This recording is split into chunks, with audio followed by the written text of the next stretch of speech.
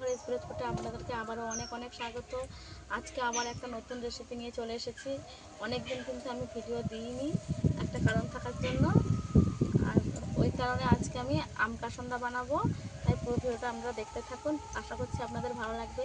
এই আম কাসন্ডাটা সব কিছুর সঙ্গে খাওয়া যায়, ভাত, পরোটা, রুটি সবার সঙ্গেই যাবে। কিন্তু আপনারা তো অনেকে আম দিয়ে কাসন্দি বানিয়ে খেয়েছেন, আম কাসন্ডাটা খেয়েছেন নাকি জানিনি, খেলে কমেন্টে জানাবেন। তাই আমি রেসিপিটা বানাবো, কী করে বানাই আপনারা পুরো ভিডিওটা দেখবেন। কিন্তু কয়েকটা মশলা দিয়ে আমি আম কাসন্দাটা আজকে বানাবো। তাই প্রথমে আমগুলো আমি কেটে নেব। এই আমগুলোর একটু আঁটি বসে গেছে, এই আমগুলোকে আমি কেটে নেব।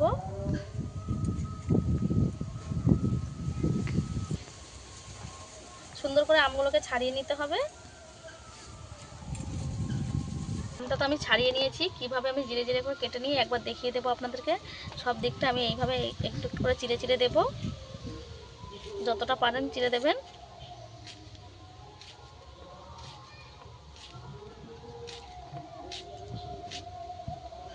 এইভাবে আমটা কেটে নিলে আমটা খুব সুন্দর হয়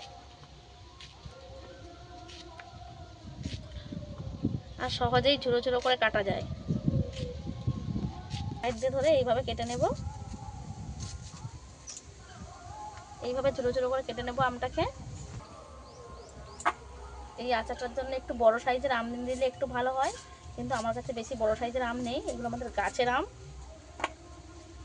পাড়া হয়েছে, তাই আচার বানানো হচ্ছে।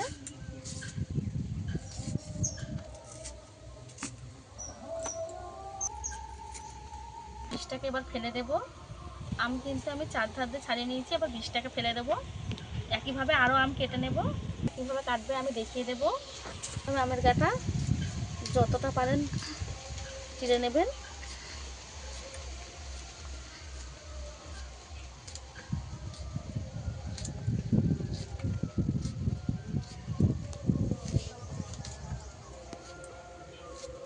এইভাবে কেটে নিয়েছি, এবার একটা সাইড থেকে এইভাবে করে কেটে নিলেই ঝুড়ি ঝুড়ি হয়ে যাবে।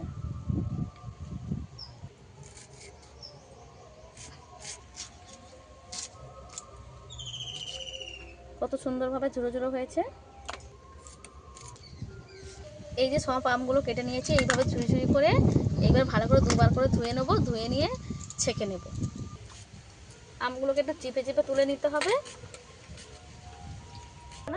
আমের মধ্যে লবণ মাখিয়ে দেব, ভালো করে হাত দিয়ে মেখে দেব। ভালো করে নুন মাখিয়ে দিয়েছি, এবার রেখে দেব 10 মিনিটের জন্য। মিনিট পরে এই যে 10 মিনিটে লবণ মাখিয়ে রেখেছিলাম, এই যে জলটা বেরিয়ে গেছে। এবার চিপে চিপে তুলে নেব গামলির মধ্যে।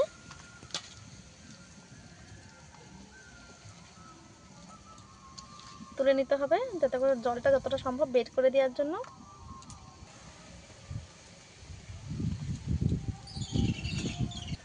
আম থেকে কত জল বাড়িয়ে গেছে দেখুন। এই জলটাকে ফেলে দেবো, এই জলটা আমার লাগবে না। আমি এ করে নিয়েছি, চিংড়ি এ করে নেওয়ার পরে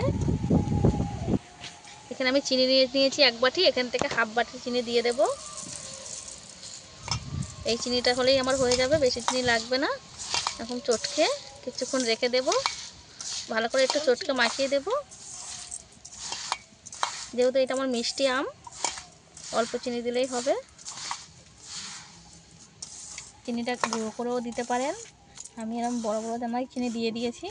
এবার রেখে দেব আরও 10 মিনিট। মিশিয়ে রেখে দিয়েছিলাম, এই চিনিটা পুরো জল হয়ে গুলে গেছে। এইবারে আমি উনুনটাকে ধরিয়ে নেব। এখানে উনুনটা ধরিয়ে নেওয়ার পরে একটা শুকনো লঙ্কা দিয়ে দিচ্ছি, চামচ দিয়ে দেবো। এখানে আমি বেশি কিছু মশলা অ্যাড করব না, এই দুটো মশলা দিয়েই করব। আপনারা চাইলে গোলমরিচ দিতে পারেন।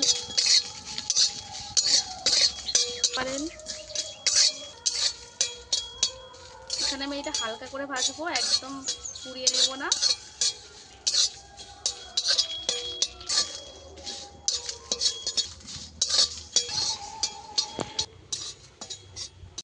ভালো করে ভেজে নিয়েছি, তুলে নেব।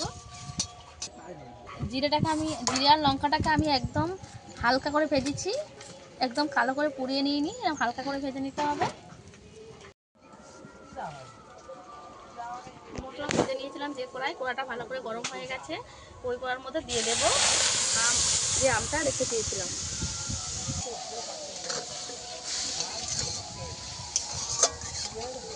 চিনিটা গুলে একদম জল হয়ে গেছে।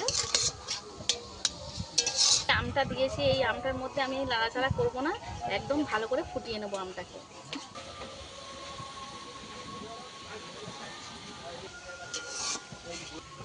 এখানে একটু হলুদ গুঁড়ো দিলে ভালো কালার আসতো, আমি কিন্তু হলুদ গুঁড়ো দিতে পারবো না, যেহেতু আমার ভাসুর মারা গেছে, তাই আমি একটু ফুড কালার দিয়ে দেবো। ইয়েলো 2 ফোঁটা দিয়ে দেবো, যাতে করে সুন্দর একটা কালার আসে।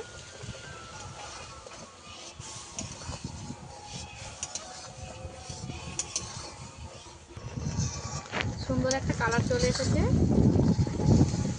এই যে হলুদ গুঁড়ো ছাড়াই সুন্দর একটা কালার এসেছে। আমগুলো কিন্তু কি সুন্দর গোটা গোটা আছে, দেখুন বন্ধুরা, আম কিন্তু একটাও ভেঙে যায়নি, প্রত্যেকটা আম গোটা গোটা আছে। এইভাবে হালকা করে রেড়ে দিতে হবে, জোরে নাড়লে কিন্তু আমগুলো ভেঙে যাওয়ার সম্ভাবনা থাকে।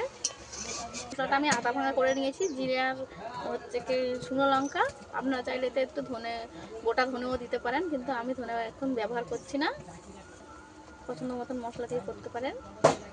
এই গোটা গোটা আদা ভাঙা মশলাটা দিয়ে দেব, যাতে করে একটু টক ঝাল মিষ্টি হয় আচারটা।